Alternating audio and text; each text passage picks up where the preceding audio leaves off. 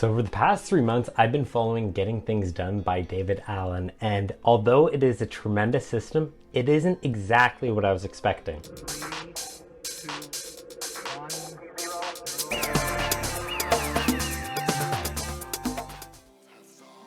Welcome back to my YouTube channel where I talk about books, habits, and health. In today's video, I'm going to be reviewing a system by David Allen called Getting Things Done. So back in March, I reached a tipping point.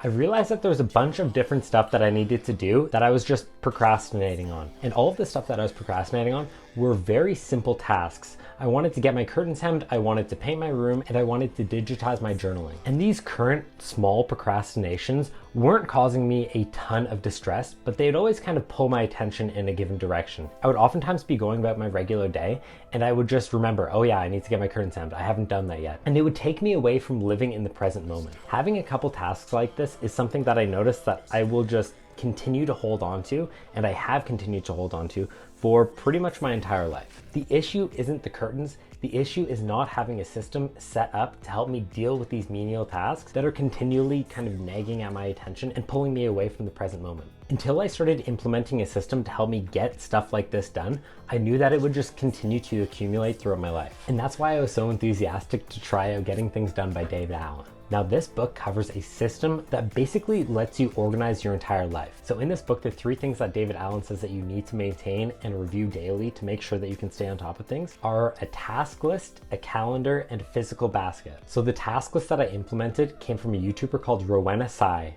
and this is what it looks like. So this is kind of my brain dump. First thing that you need to do to implement Getting Things Done is you need to write down all of the stuff that you need to get done. So for example, today I want to edit the A-roll of this video. So I'd write down edit A-roll. And then I assign it to a project. So this would be a YouTube project and a status. So this would be in my next actions because I plan on doing it today. And after I've done that, it's going to make its way over to the next page here.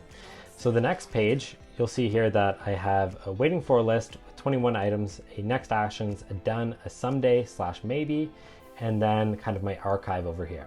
So included in my waiting for are all the things that I want to get done that don't necessarily need to be done at a specific time on a specific day. The next actions are the things that I want to complete today. So what I'll do at the beginning of my day is I'll go through and I'll read all of the things in my waiting for list, and I'll move a couple over to the next actions. So for example, here I might take some pictures for flyers and YouTube thumbnails, and now it's in my next actions item.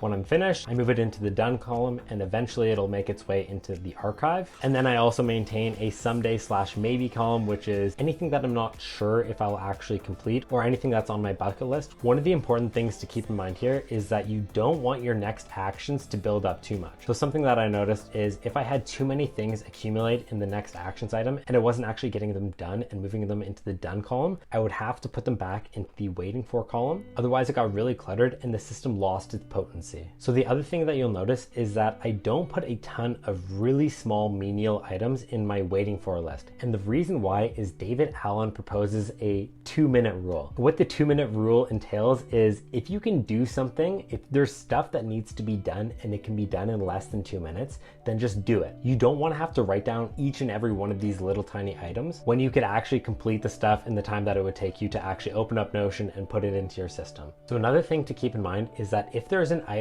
on your task list that needs to be done on a specific day, for example, maybe I'll get this done on a specific day, I'll move that over to my calendar. It's super important that you review your calendar so that you know what's on your plate on any given day. Now, the reason why you also want to use a physical basket in Getting Things Done is because there are items that don't neatly fit into a digitized system, and that's where the physical bin comes in. So right now in my physical bin, one of the items that I have is a requisition for some blood work that I need to get done just for a regular checkup. I have a place to put it, so when I need it, I know exactly where it will be. And the very last part of Getting Things Done is a weekly review where you go over your task list, your someday maybe, and you make sure that the things that you're doing on a day-to-day basis align with your long-term goals. Without longer-term reviews, you really don't know if your life is moving in the direction that you want it to move. So my thoughts on Getting Things Done, having done it over the past 3 months, is I think it's extremely helpful, especially to someone like me who thrives off of systems. I'm shocked that I hadn't implemented something like this sooner. There's something about writing down all the things that you need to do, that is extremely liberating. I know that I don't need to keep things in the back of my mind because I've written them down. I put them into a system that I know with 100% certainty I'm going to be reviewing every single day, and that frees me up to think about other things. I get better sleep, I have less overall anxiety, and I feel like I'm just kind of more on top of things. Now, something I also want to acknowledge is that I thought that this book and this system would be a silver bullet for all of the procrastinations that I have in my life, and it isn't. So what I found is that I got a lot of the things that I wanted to get done, and I certainly today get through things a lot faster than I had previously. But it's not a magic pill, and there are a handful of items that have been sitting in my waiting for list for quite some time, and they haven't moved into next actions. But I am acutely aware of all of these different things, and on the days that I feel more motivated, I'm gonna look at that task. I know that I have to do it, and I'm more likely to actually get it done. But yeah, that's no criticism of David Allen and his book. I think it's tremendous. That is a criticism of myself. Even though this isn't the magic bullet that I was expecting it to be, it is still extremely helpful, and I think it's a game changer. I personally rate getting things done 4.5 stars out of 5 stars.